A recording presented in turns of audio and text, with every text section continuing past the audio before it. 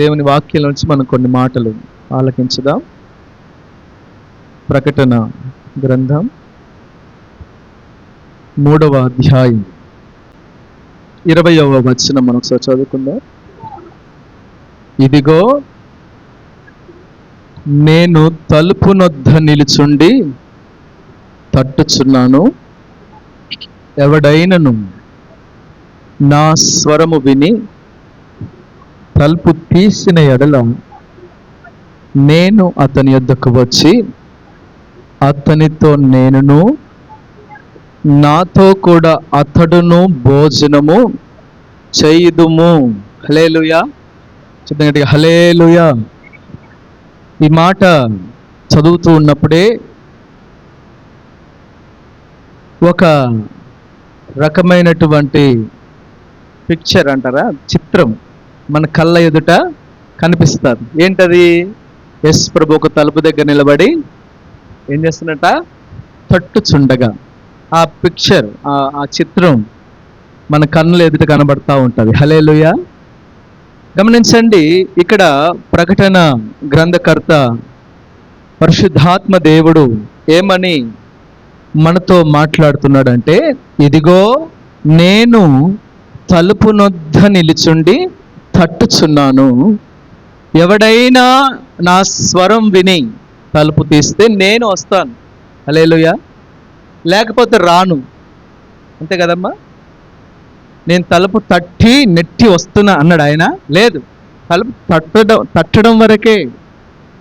కానీ ఆయన లోపలికి రావడం, ఆయన కార్యము చేయడం, ఆయన నీతో సహవాసం. భోజనం అంటే ఎప్పుడు భోజనం అనుకోమాకండి.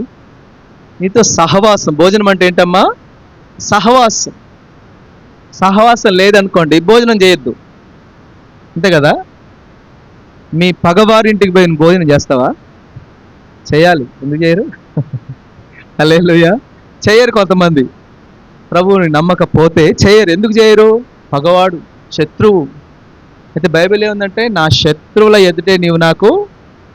దేవుడు ఇలాంటి వాడు. ఆయన సిద్ధం చేస్తాడు, మనం చేయాలి. హల్లెలూయా.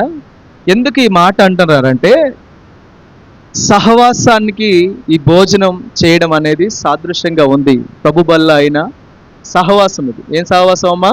సంఘ సహవాసం. ఈ సహవాసాన్ని కోల్పోతే మీరు బలహీనమైపోతారు. ప్రభు బల్ల ఆరాధన, సహవాసం, భోజనం కాదు. ఇంటికాడ తినండి భోజనాలు ఏమైనా ఉంటే. పౌలు గారు అదే అన్నాడు. మీరు రొట్టె తినడానికి ఇది మీ ఇల్లు కాదురా బాబు, మీరు ఇంటికాడ చేసుకొని 10 రొట్టెలు తినండి. అది కాదు, ఇది ప్రభుతో సహవాసం. హల్లెలూయా. భోజనము పానము కాదు దేవుని రాజ్యం అంటే. భోజనాలు ఉంటేనే వస్తాం అనుకునే కొన్ని ఉన్నాయి. అక్కడికి కొంతమంది వెళ్తారు. భోజన ప్రియులు, ప్రభు ప్రియులు కాదు వాళ్ళు, భోజన ప్రియులు. టిఫిన్ పెడతాం, భోజనం పెడతాం, స్నాక్స్ ఇస్తాం, రండి అనగానే పరిగెత్తుకుంటూ పోతున్నారు కొంతమంది. భోజన ప్రియులు. హల్లెలూయా. ఒక్క పూట కోసం ఏం చేస్తారట? అమ్మేసుకుంటారు. ఒక్క పూట కోసం ఆదివారపు ఆరాధనని అమ్మేసుకుంటారు. ఇస్కరియోతు యూదా 30 వెండి నాణాలకు అమ్మాడట. మరి కొంతమంది విశ్వాసులు ఎంత అమ్ముతున్నారో తెలియదు. హల్లెలూయా. ఆరాధనని అమ్మేస్తారు, ప్రభువుని తగ్గిస్తారు. ఆరాధన కంటే ఫంక్షన్స్, ఆరాధన కంటే ఇంపార్టెంట్, ఆరాధన కంటే ఏది మనకి ఇంపార్టెంట్ కాదు. హల్లెలూయా.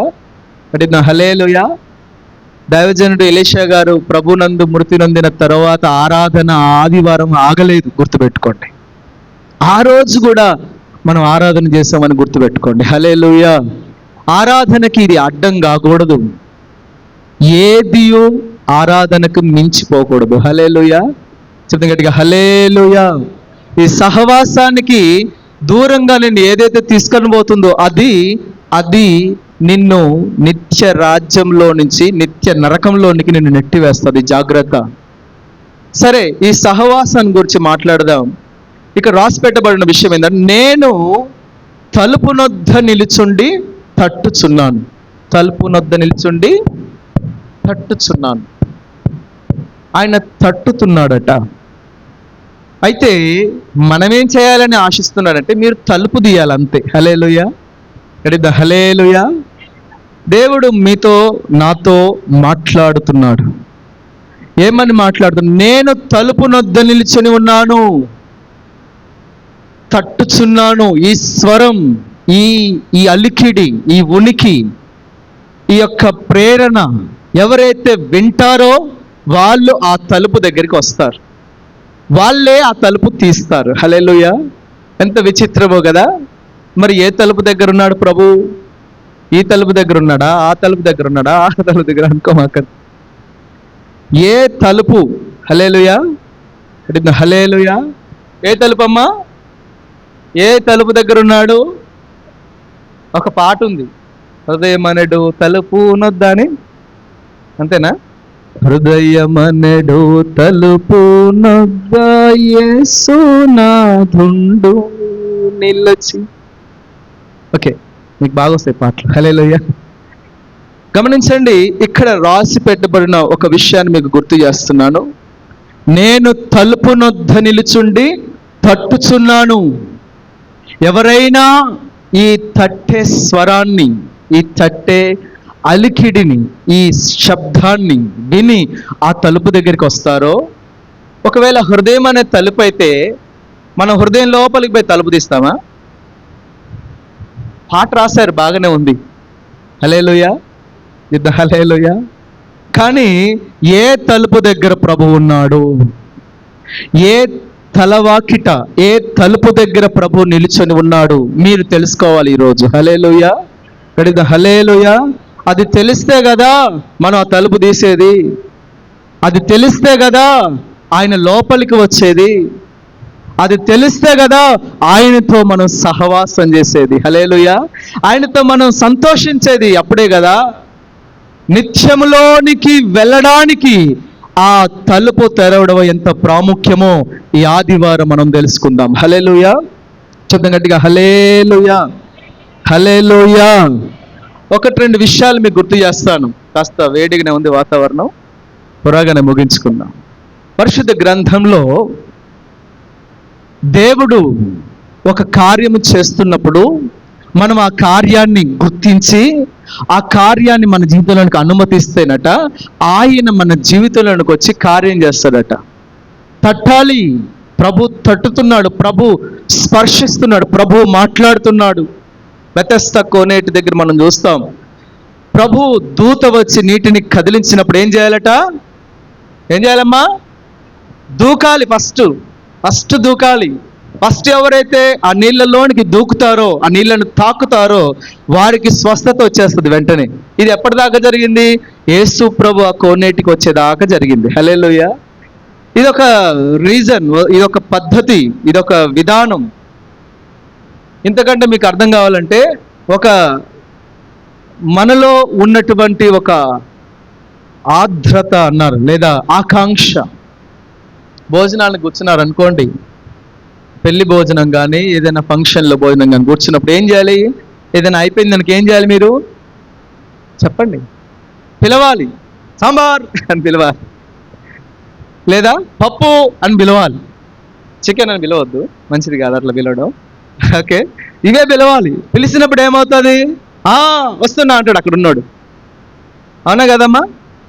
నువ్వు పిలవలేదు అనుకోండి, దగ్గరికి రాడు. నీకు నువ్వు అట్నే కూర్చోవాలి ఖాళీ ఇస్తారుతోటి. రిప్లై ఉండాలంట మన దగ్గర నుంచి. హల్లెలూయా!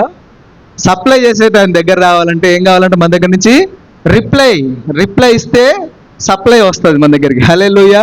మీరు రిప్లై ఇవ్వడం నేర్చుకోవాలి ఈరోజు. హల్లెలూయా, గట్టిగా హల్లెలూయా.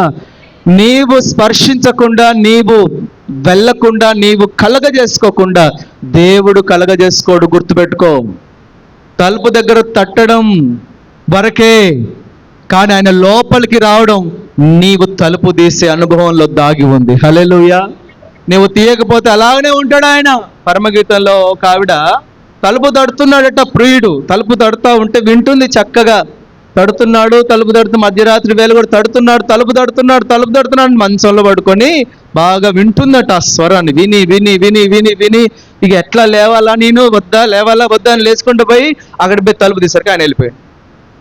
ఇప్పుడు ఏడ్చుకుంటా బాధపడుకుంటా గుమ్మాల గుండా వీధుల గుండా పరిగెత్తుగా నా ప్రియుడు కనబడ్డాడా అని అందరిని అడుగుతుందట బుద్ధి లేని వ్యక్తి.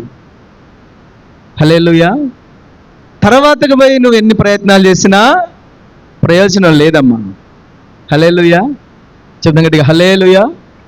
ఆయన తలుపు తట్టుతూ ఉండగానే నువ్వు మెలకువగలిగి లేచి ఆ తలుపు తెరిస్తే నీ జీవితంలో అద్భుత కార్యం జరుగుతుంది. హల్లెలూయా. కడిద్దాం హల్లెలూయా. హల్లెలూయా. పరిశుద్ధ గ్రంథంలో ఒక విషయాన్ని మీకు గుర్తు చేస్తాను. నిర్గమకాండం తీయండి ఒకసారి. నిర్గమకాండం 12వ అధ్యాయం. త్వరగా మనం చదువుకుందాం. 12వ అధ్యాయం 23వ వాక్యం చదవండి. యెహోవా చేయొచ్చు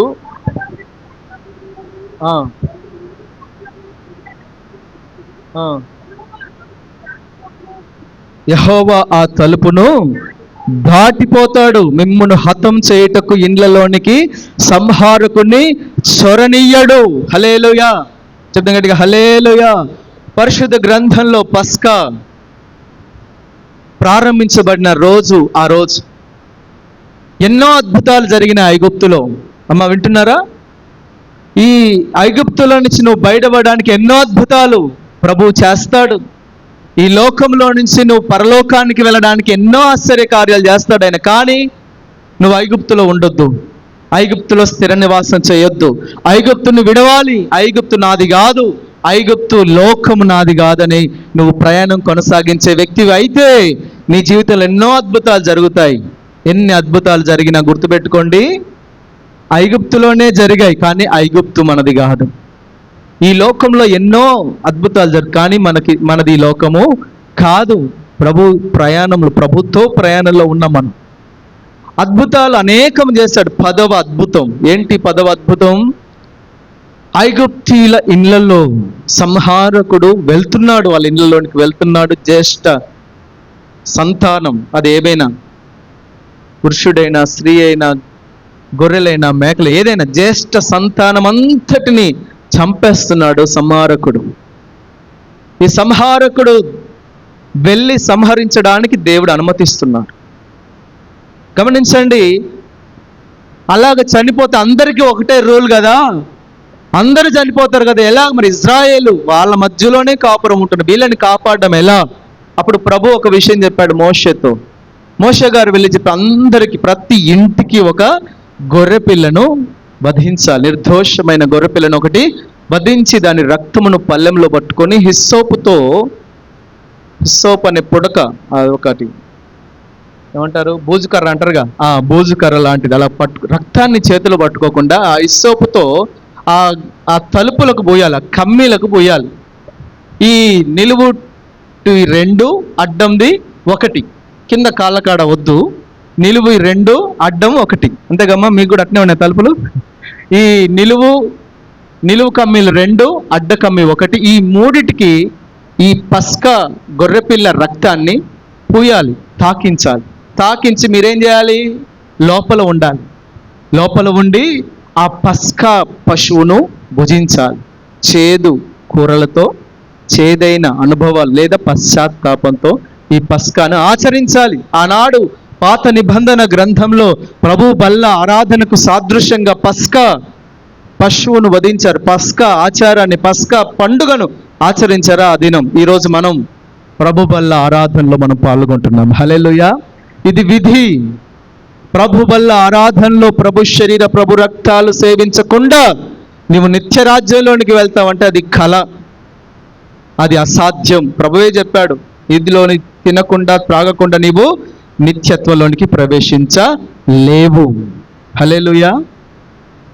కొత్త నిబంధనలో పెద్దగా కఠినమైన ఆజ్ఞలు ఎక్కువ లేవు, కానీ ప్రభు చెప్పాడు ఇది మాత్రం కఠినమైనదే. ఇందులో చెయ్యి వేయకుండా నీవు నిత్య రాజ్యానికి పోవు. అలాగని ఎట్లా పడితే అట్లా తీసుకోకుండా యోగ్యత కలిగి తీసుకో. యోగ్యత లేకుండా తీసుకుంటేనేమో రోగాలు వచ్చి మరణిస్తావు. జాగ్రత్త. అమ్మ, తీసుకున్న బాధే, తీసుకోకపోయినా బాధే. దేవుడు ఎంతగా ఆకాంక్షిస్తున్నాడు చూడండి మన దగ్గర. హల్లెలూయా. గమనించండి, ఇక్కడ నేను చెప్పదలసిన విషయం ఏంటంటే, ఈ ఒక తలుపు ఉంది, ఆ తలుపు దగ్గర నుంచి సంహారకుడు లోపలికి వెళ్ళట్లేదట. ఆ తలుపు దగ్గరకు వచ్చేసి ఆగిపోతున్నాడు. కారణం ఏంటి? అక్కడ రక్తంతో తడపబడిన ఒక తలుపు ఉంది. హల్లెలూయా, గట్టిగా హల్లెలూయా. నీ జీవితానికి, నా జీవితానికి ఒక ఆత్మ సంబంధమైన ఒక తలుపు ఉంది. హృదయం అన్నడు తలుపుని అక్కడే ఆగిపోమకండి.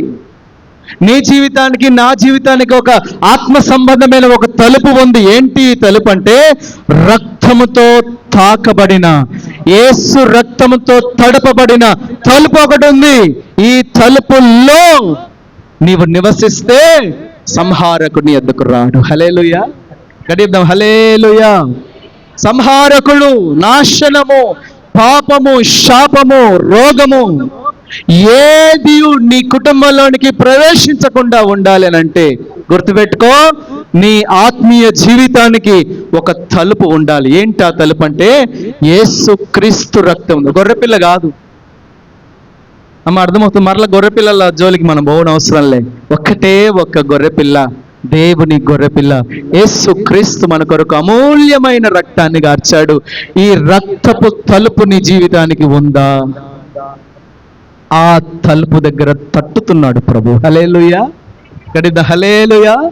ఈరోజు సంఘమా, నీ ఆధ్యాత్మిక జీవితంలో, ఆత్మీయ జీవితంలో ప్రభుని వద్దకు ఎలాగ వస్తాడయ్యా అంటే గుర్తుపెట్టుకో, వాళ్ళు పస్కా పశువుని లేదా పస్కా ఆ గొర్రె పిల్ల మాంసమును చేదు కూరలతో తినాలి, లేదా చేదుతో తినాలి ఆ రొట్టెలని బైబిల్లో రాసి పెట్టబడి ఉంది. పశ్చాత్తాపంతో, కన్నీటితో ప్రభు రక్తాన్ని వాళ్ళు ఎలాగా ఫీల్ అయ్యేటోళ్ళు అంటే, మా మరణాన్ని తప్పించడం కోసం, అయ్యో ఈ చిన్న గొర్రెపిల్ల చనిపోయింది కదా, మేము రక్షించబడటం కోసం. పాత నిబంధన భక్తుల విషయాలు చూడండి, మేము నాశనం కాకుండా, మా మీదికి మరణం రాకుండా ఈ చిన్న గొర్రెపిల్ల ఎందుకు మరణించాల్సి వచ్చింది? అసలు ఒక రకమైన ఫీలింగ్, ఒక రకమైనటువంటి పశ్చాత్తాపం. మేము అలాగ లేకపోతే ఈ గొర్రెపిల్ల మరణించకుండా ఉండేది కదా, అయ్యో మా దోషాలే కదా, మా పాపాలే కదా ఈ గొర్రెపిల్లను వధించి అనే ఒక రకమైన షార్ట్ చిన్న పశ్చాత్తాపంతో వాళ్ళు ఉండేవాళ్ళు. అయితే ఇప్పుడు మన జీవితం దగ్గరికి వచ్చేసరికి గుర్తుపెట్టుకోండి, గొర్రెపిల్ల కాదు, సాక్షాత్తు నిన్ను, నన్ను, ఈ భూమిని, ఆకాశాన్ని సృష్టించినటువంటి యేసుక్రీస్తు ప్రభువే మానవ రూపంలో, మానవ రూపంలో కాదు, మానవునిగా వచ్చి ఆయన స్వరక్తాన్ని సంపాదించి, ఆయన స్వరక్తంతో సంఘాన్ని సంపాదించి వెయిట్ చేస్తున్నాడు, నిలుచొని ఉన్నాడు. ఆ రక్తపు తలుపు దగ్గరికి నువ్వు వస్తావా? ఆ రక్తముతో తాకబడిన తలుపుని నువ్వు తీస్తావా? ఎవరు వస్తారు తెలిసిన లోపలికి? సంహారకుడు రాడు అప్పటికి. హల్లెలూయా. ఏ దుష్టుడు, ఏ దుష్ట తలంపులు నీ హృదయంలోనికి రాకుండా ఉండే స్థలం నీ పశ్చాత్తాపపు ప్రార్థనలో ఉంది, గుర్తుపెట్టుకో. హల్లెలూయా, కడిద్దాం హల్లెలూయా. ఇందాక చెప్పాను, మీరు రిప్లై ఇస్తే ఆయన సప్లై ఇస్తాడట, నువ్వు తలుపు తీస్తే ఆయన లోపలికి వస్తాడట. ఇప్పుడు ఆ పస్కా గొర్రెపిల్ల లాంటి యేసు రక్తపు తలుపుల్లో నీవు ఉన్న వ్యక్తివైతే నీకేమిస్తాడు తెలుసామా? నీకు రక్షణ ఇస్తాడు యేసుక్రీస్తు. హల్లెలూయా.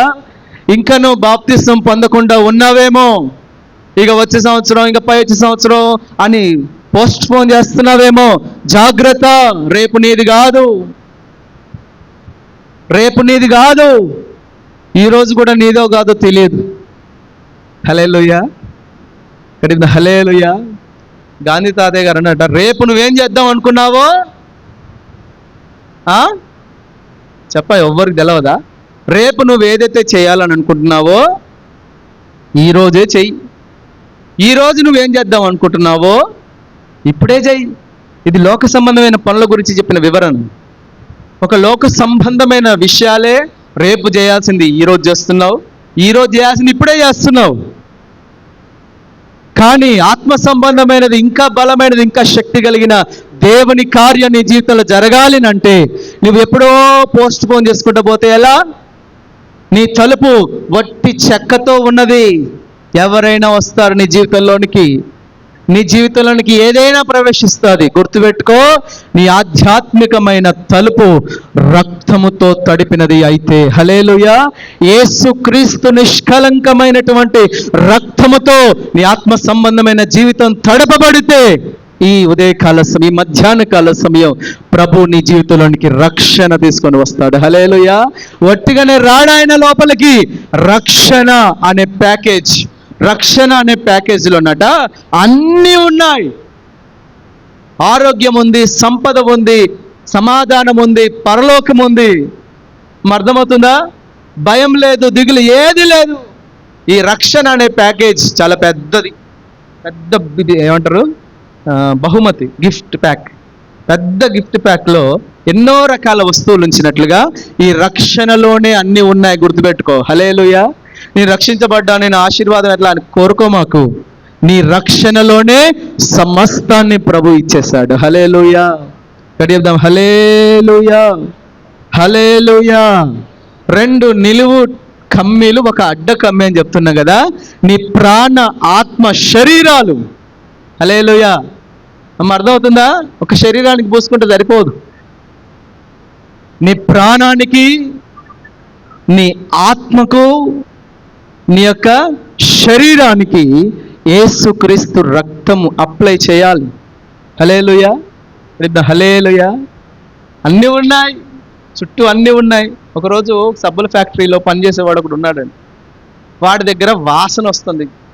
వాడు స్నానం చేయడు. ఏంద్రా, నువ్వు సబ్బుల కంపెనీలో ఉంటావు, సబ్బులు చాలా తయారు చేస్తావు, నీ చేతుల్లోనే సబ్బులు తయారవుతాయి, నువ్వేంట్రా ఇలాగున్నావు అంటే వాడికంటే ఆ సబ్బు పడదంట. నీళ్ళతో స్నానం చేస్తాడంట వాడు. సబ్బులు అన్నీ ఉన్నాయి, చుట్టూ ఉన్నాయి సబ్బులు, శుభ్రపరచబడానికి అన్నీ ఉన్నాయి, కానీ అప్లై చేసుకోడు. హల్లెలూయా. అన్నీ ఉన్నాయి. యేసుక్రీస్తు నీ కొరకు అన్నీ ఉంచాడు. ఆయన అమూల్యమైనటువంటి రక్తాన్ని ఇంకను అందుబాటులో ఉంచాడు. గుర్తుపెట్టుకో. హల్లెలూయా. నీవెప్పుడైతే ప్రభు సన్నిధిలో పశ్చాత్తాపపడి కన్నీరు గార్చి నీ పాపముల కొరకు నీవు ఒప్పుకొని విడిచిపెడతావో వెంటనే యేసు రక్తము నీపై ప్రోక్షించబడుతుంది. హల్లెలూయా.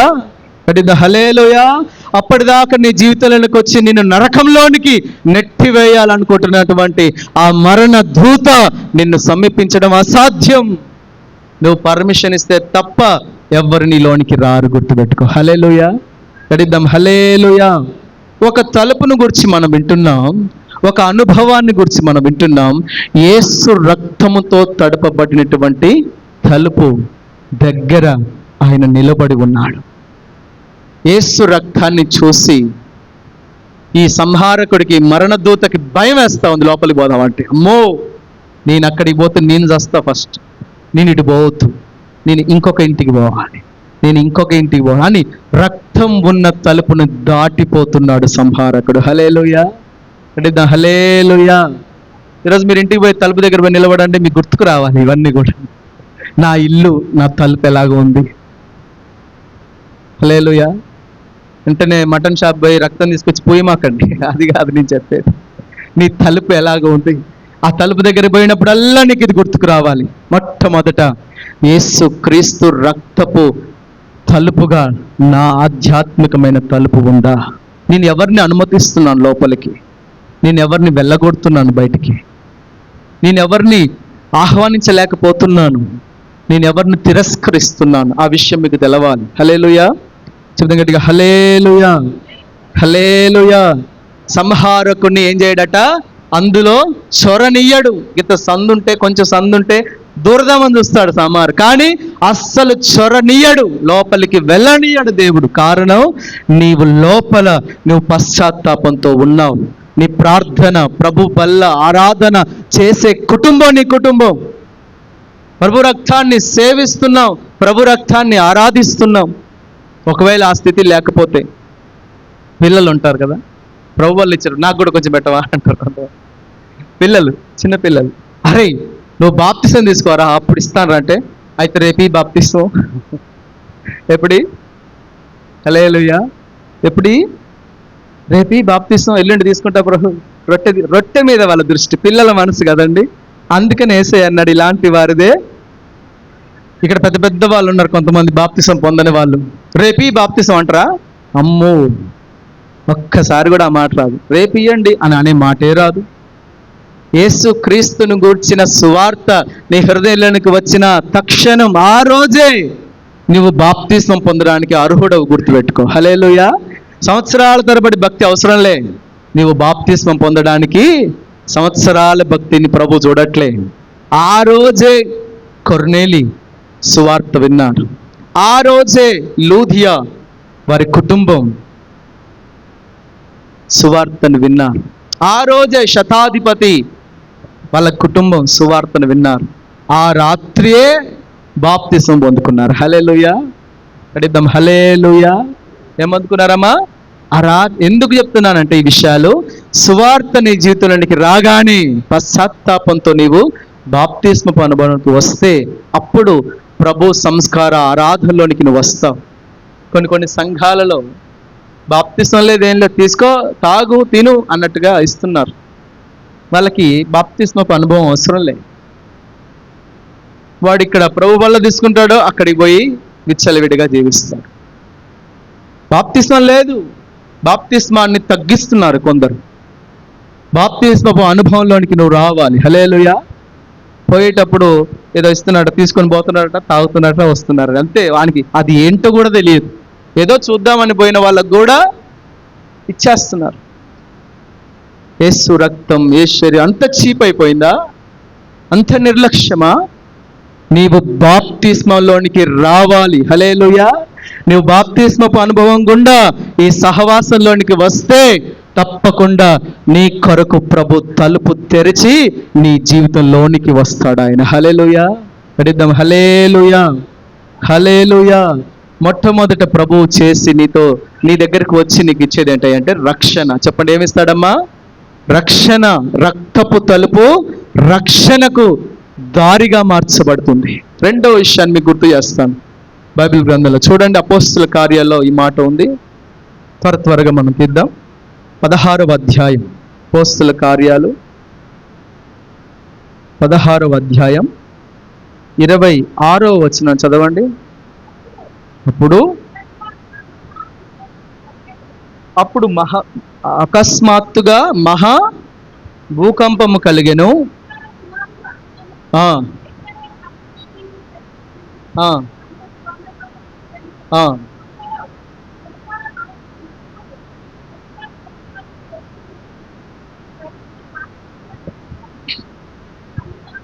చూడండి, 26వ వచనంలో నేను చదువుతున్నాను. అప్పుడు అకస్మాత్తుగా అంటే తెలుసు కదండి, అనుకోకుండా, ఊహించకుండా. యాక్సిడెంట్ అంటారు కదా, అంటే యాక్సిడెంట్ అంటేనే ఊహించకుండా జరిగేది.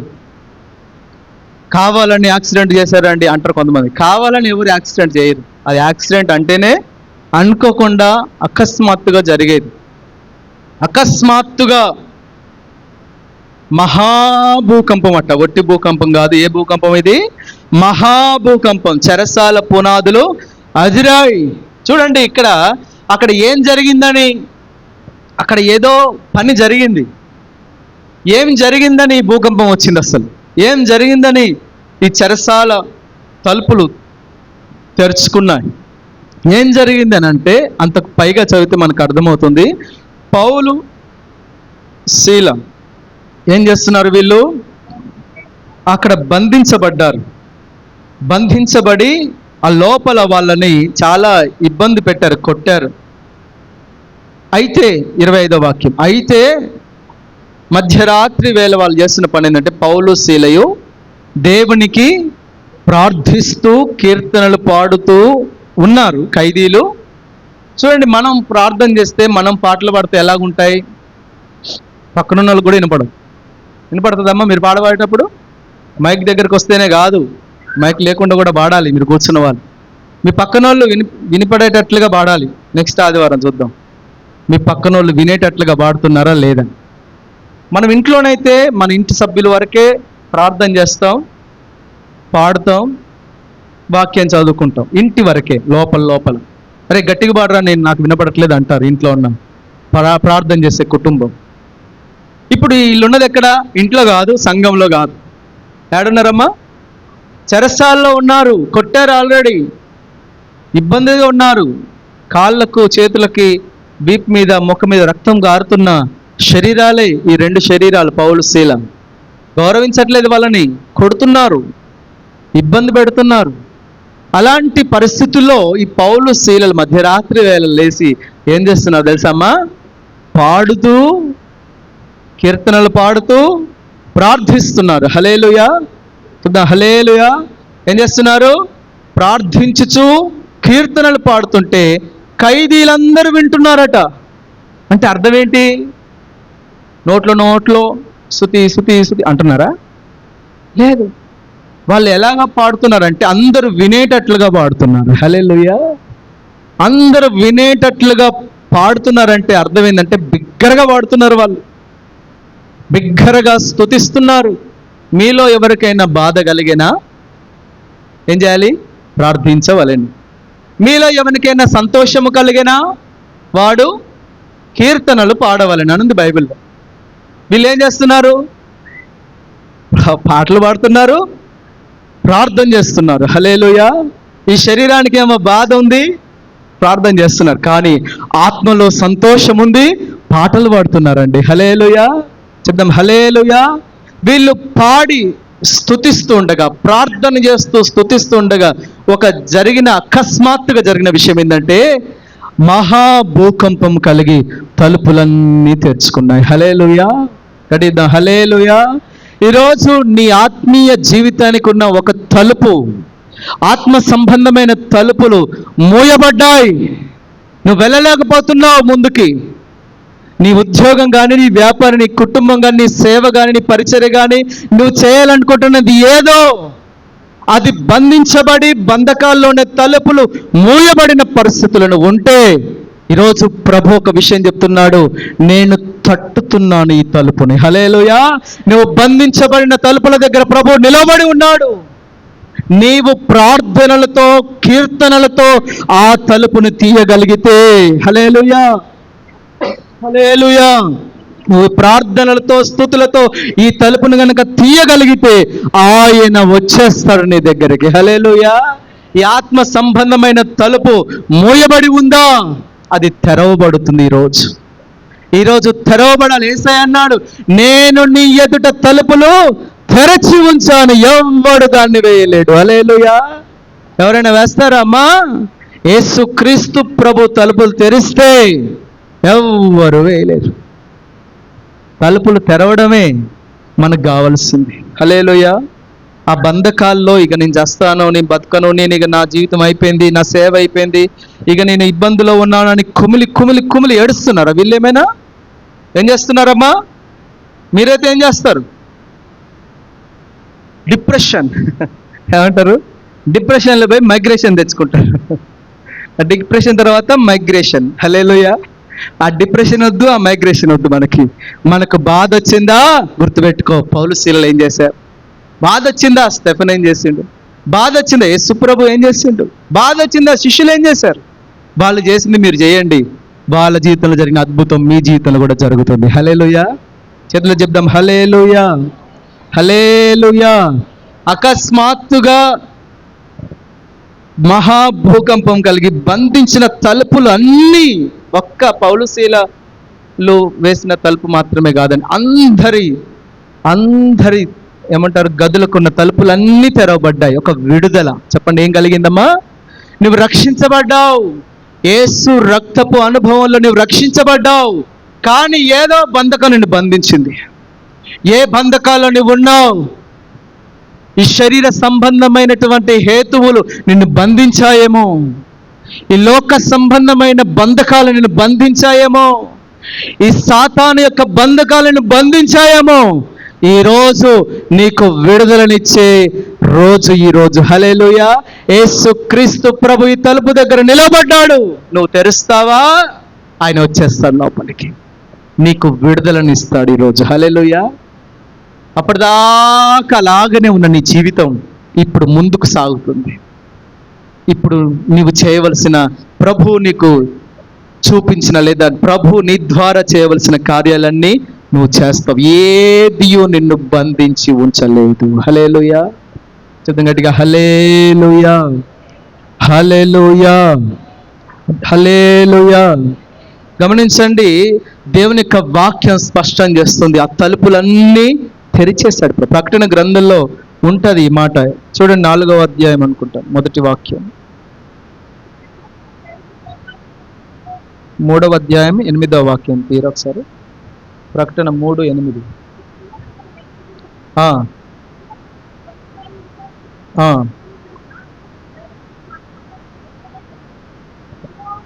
ఎరుగలేదుగా అమ్మ, ఎరుగన్నానా లేదు, ఒక నా తీసేసిన అర్థమంతా మారిపోయింది. నీ క్రియలను నేను ఎరుగుదును, నీకున్న శక్తి కొంచెమై ఉండినను నీవు నా వాక్యమును గైకొన్నావు. ఓ సంఘమా. ఏ సంఘం? ఫిలదెల్ఫియా సంఘమా. ఫిలదెల్ఫియా అనుభవంలో ఉన్న ఒక సంఘంతో మాట్లాడుతున్నాడు ప్రభు. నీ క్రియలు నాకు తెలుసు, నీకున్న శక్తి కొంచెమే, నీకున్న సామర్థ్యం కొంచెమే, నీకున్న అవసరాలు, నీకున్న సమృద్ధి కొంచెమైనా నువ్వేం చేస్తున్నావు? వాక్యమును గైకొంటున్నావు. హల్లెలూయా. నా నామమును ఎరుగను అనలేదు, తెలియదు అనలేదు. అన్యజనుల ముందు, అధికారుల ముందు నా వాక్యమును నీవు తక్కువ చేయలేదు, నన్ను ఘనపరిచావు. హల్లెలూయా. ఇవన్నీ వాళ్ళు చేసిన పనులండి. శక్తి లేదు, బలము లేదు, అయినా దేవుని వాక్యం విషయంలో ఏమాత్రము ఎరుగననలేదు. ఇదిగో తలుపు నీ ఎదుట తీసి ఉంచి ఉన్నాను. సంఘం ముందు తలుపులు తెరవబడతాయి. హల్లెలూయా. గడిద్దాం, హల్లెలూయా. పాతాళలోక ద్వారాలు అక్కడ నిలవలేవు.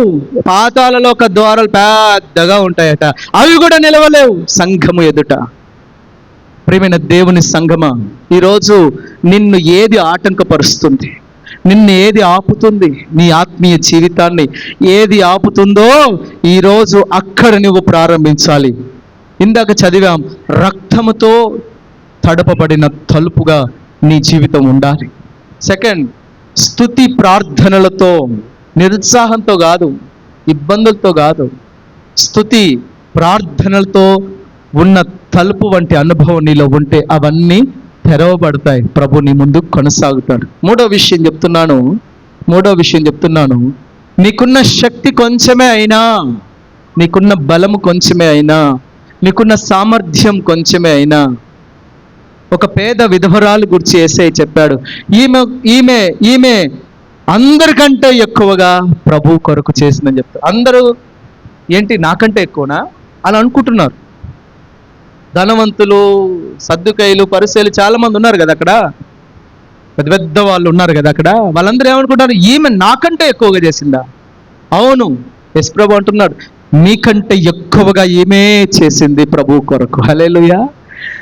మీకు కలిగిన సమృద్ధిలో నుంచి కొంత మీరు దేవుని కొరకు వెచ్చిస్తున్నారు, కానీ ఈమె తన జీవనమంతయు, ఆమె శక్తి కొంచెమే అయినా ఆమె దేవుని వాక్యాన్ని విని దేవుని వాక్యానికి విధేయత చూపించింది. హల్లెలూయా. సంపూర్ణ అర్పణ అన్నారు. ఏం అర్పణ అమ్మా? అన్ని జనులు లాంటి వాళ్ళే నిలువు దోపిడి అనే పదం వాడుతున్నారు, అవునా కదా? ఎప్పుడైనా చేశారా మీరు? పోయి చేశారా, చేయలేదా? ఆ మధ్య ఒక అక్క ఉండే, అయ్యగారు అనేటోడు, అక్క సమర్పించుకోరాదు అక్క అంటే, అన్నయ్య ఇప్పుడు కొంచెం ఉంది అన్నయ్య బంగారం, మా ఆయన్ని అడిగి, అవి అక్కడికి వచ్చిన అక్క, ఓకే, మా ఆయన్ని అడిగి ఇంకా 2-3 ఏమంటారు, 2-3 తులాలు 4-5 తులాలు చేయించుకున్నాక అప్పుడు సమర్పించుకుంటాను అన్నయ్య, అప్పుడు ఇస్తానన్నయ్య, అప్పుడు చాలా వస్తాయి. హల్లెలూయా. ఆయన ఎప్పుడు చేపిస్తాడా అని మేము కూడా చూస్తున్నాం. ఆయన చేయించట్లేదు, ఆమె ఇవ్వట్లేదు. హల్లెలూయా. చూద్దాం, హల్లెలూయా. కలుద్దాం, హల్లెలూయా. తలుపు తెరిచి ఉంచిన అనుభవం ఎవరి దగ్గరికి వస్తుందంటే గుర్తుపెట్టుకోండి అమ్మా, శక్తి కొంచెమైనా, సామర్థ్యం కొంచెమైనా నీవు దేవుని వాక్యాన్ని గైకొంటే, దేవుని వాక్యానుసారమైన ప్రవర్తన నీలోనికి వస్తే, నీ జీవితంలో ప్రభు తలుపులు తెరిచి ఉంచుతాడు. ఎవ్వరు దాన్ని వేయలేనటువంటి తలుపుని ఎదుట తెరిచి ఉంచుతాడు. హల్లెలూయా, హల్లెలూయా. నా ఎదుట నీవు తెరచిన వేయలేరుగా, ఎవరు వేయలేరుగా, నీవు తెరచిన తలుపు. హల్లెలూయా. అర్థమవుతుందమ్మా? దేవుని వాక్యం ద్వారా మనం వస్తున్నాం. మొట్టమొదటిది పశ్చాత్తాప ప్రార్థనతో, రక్తముతో తడిపిన ఆ తలుపులలో నీ కుటుంబం సురక్షితంగా కాపాడబడుతుంది. సెకండ్, నీకున్నటువంటి ఏమంటారు స్తుతి ప్రార్థన జీవితం ద్వారా నీ యొక్క బంధకాలన్నిటినీ నువ్వు విడుదల పొందుకుని నువ్వు సాగే తలుపులు తెరవబడతాయి. థర్డ్ ఏంటంటే సాక్ష్యం. చెప్పండి ఏంటమ్మా మూడవది? సాక్ష్యం. ఫిలదెల్ఫియా సంఘాన్ని గురించి సాక్ష్యం చెప్తున్నాడు ప్రభు. నీ క్రియలు నేను ఎరుగుదును, నాకు తెలుసు నువ్వెవరో. పాస్టర్ గారికి తెలియకపోవచ్చు, సంఘంలో ఉన్న ఏ వ్యక్తికి నీ గురించి తెలియకపోవచ్చు, కానీ నాకు తెలుసు నీ గురించి. నీ క్రియలు నేను ఎరుగుదును. నీ శక్తి కొంచెమే ఉన్నా నువ్వు ప్రయత్నం చేస్తావు దేవుని కొరకు. హల్లెలూయా, హల్లెలూయా. గమనించండి, పూర్ణ బలంతో ఉన్న వాళ్ళు పని చేయరు. కాస్త ఆరాకారాగా ఉంటారు చూసారా, వాళ్ళే బాగా పనిచేస్తారు. హల్లెలూయా. సామర్థ్యానికి మించి ఒక పేద విధవరాలు ఇచ్చినటువంటి అర్పణను దేవుడు లక్ష్యం చేశాడు ఆ దినం. ఏది తక్కువ కాదు దేవుని సన్నిధిలో. హల్లెలూయా. ఒక పేద విధవరాలు ఏలియా ప్రవక్తకి చేసిన ఒక రొట్టె ఆమె జీవితాన్ని మార్చేసింది. హల్లెలూయా. ఆమె తక్కువదే, ఆమె లేని స్థితిలోనే ఉంది. ఆమె కొంచెమే బలం, కొంచెమే సమృద్ధి. ఆ కొంచెములో నుంచి దేవుని వాక్యాన్ని గైకొన్నది. దైవ సేవకుడు చెప్పినట్లుగా పని చేసింది. హల్లెలూయా, హల్లెలూయా. ఆ కొంచెములో నీవు నమ్మకంగా ఉండి చూడు. కొంచెములో నమ్మకంగా ఉంటే దేవుడు ఏం చేస్తాడట? ఎక్కువ వాటిని నీకు అనుగ్రహిస్తే ఎక్కువ పట్టణాలు ఇస్తాడట దేవుడు నీకు. హల్లెలూయా, హల్లెలూయా. ఉదాహరణకి కొద్దిగా నమ్మకంగా ఉంటాం మనం, పర్వాలేదు, బాగానే ఉంది.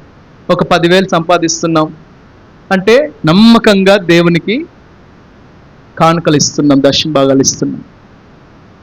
ఆ నెల గనక 2 లక్షలు వచ్చాయి అనుకోండి, 2,000 తీస్తారేమో. ఎందుకు? అమ్మో మొయ్యలేడు అయ్యగారు అనుకుంటారేమో ఒకవేళ. హల్లెలూయా. ఈ డబ్బులన్నీ తీసుకుపోయి ఎక్కడ దాచుకుంటారు అనుకుంటారేమో. హల్లెలూయా, హల్లెలూయా. కొంచెములో నమ్మకత్వం బాగానే ఉంది.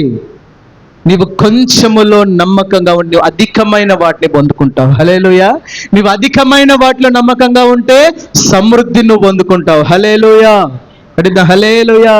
ఈ ఫిలదెల్ఫియా సంఘానికి ఉన్న సాక్ష్యం ఏంటంటే, నీకున్న సమృద్ధి కొంచెమైనా, నీ క్రియలు కొద్దిగా ఉన్న, దేవుని వాక్యాన్ని నువ్వు గైకొన్నావు కాబట్టి నీ జీవితంలో సమృద్ధినిస్తాను. ఒక విషయం మీకు గుర్తు చేసి నేను ముగిస్తాను.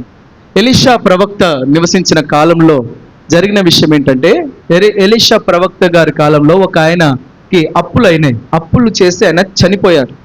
చనిపోయిన తర్వాత తన భార్య, తన 2 పిల్లలు మాత్రమే ఉన్నారు.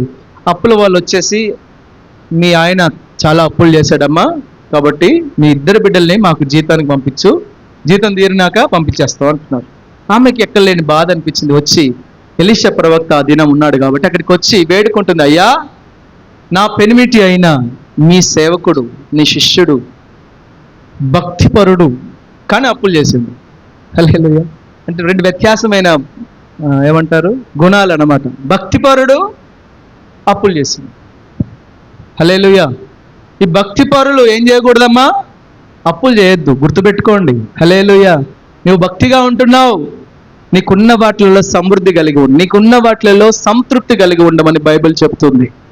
అప్పు చేసి కొనుక్కో మాకు కొత్త వస్తువుని, అప్పు చేసి కొన్ని కార్యాలను తలపెట్ట మాకు, అప్పు చేసి కార్యాలు చేయమాకు. యేసయ్య అన్నాడు, నువ్వు అప్పు చేయకూడదు, నువ్వు అప్పు ఇవ్వాలి అని చెప్పిండు యేసయ్య. హల్లెలూయా, ఎందుకంటే హల్లెలూయా. అప్పు చేయమన్నాడా, అప్పు ఇయ్యమన్నాడా? చెప్పండి. మరి ఈయన గారు ఏం చేశారు? అప్పు చేశాడు, చనిపోయాడు, 2 బిడ్డల్ని ఎత్తుకోవాలని అప్పులో రెడీగా ఉన్నారు. ఆ సందర్భంలో ఎలీషా ప్రవక్త దగ్గరికి వచ్చి ఆమె వేడుకుంది.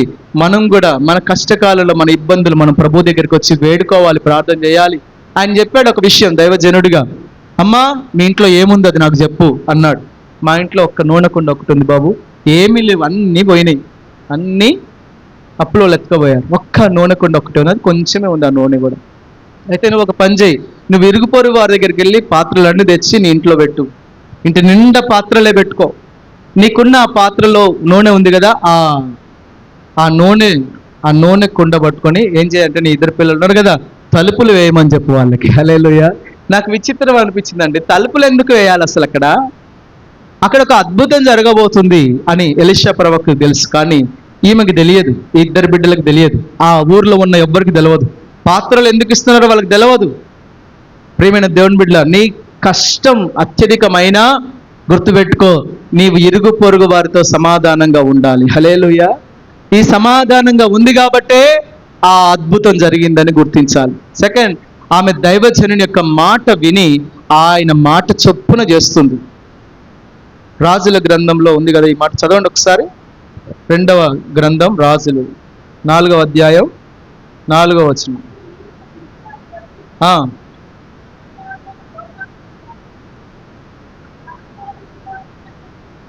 చూడండి, ఇక్కడ ఆయన చెప్పిన విషయంలో ఒకటి మీకు గుర్తు చేస్తాను. అప్పుడు నీవు నీ ఇంట్లోనికి వచ్చి నీవు నీ కుమారు లోపల నుండి తలుపు మూసివేయాలి. అక్కడ నేను ఆగుతున్నాను. తలుపు మూసి పాత్రలన్నిట్లో ఏం చేయాలి, నూనె పోసి నిండిన ఒక తట్టు కొంచెం అని ఆమె వెళ్ళింది, అలాగనే చేసింది, తలుపు వేసింది, లోపల అద్భుతం జరిగింది. హల్లెలూయా. ప్రియమైన దేవుని బిడ్డ, నీ యొక్క జీవితం తలుపు వేయబడిన జీవితంగా ఉండాలి. రహస్యమందు చూచు దేవుడు, బైబిల్లో ఉంది, యేసయ్య చెప్పాడు, నువ్వు ప్రార్థన చేయనప్పుడు నీవు నీ గదిలోనికి వెళ్ళి తలుపు వేసి ప్రార్థన చేయి, రహస్యమందు చూచు నీ తండ్రికి ప్రార్థన చేయి, అప్పుడు రహస్యమందు చూచు నీ తండ్రి నీకు ప్రతిఫలం ఇస్తాడు. నువ్వు తలుపులు తెరిచి ప్రార్థన చేస్తే ఆయన సాయం చేయడు. హల్లెలూయా. ప్రార్థన అనేది తలుపు. చెప్పండి, ఏ తలుపు అమ్మా ఇది? నీ సాక్ష్యంలో ప్రార్థన. హృదయం అనే తలుపు కాదు, చాలా ఉన్నాయి తలుపులు. ప్రార్థన తలుపు.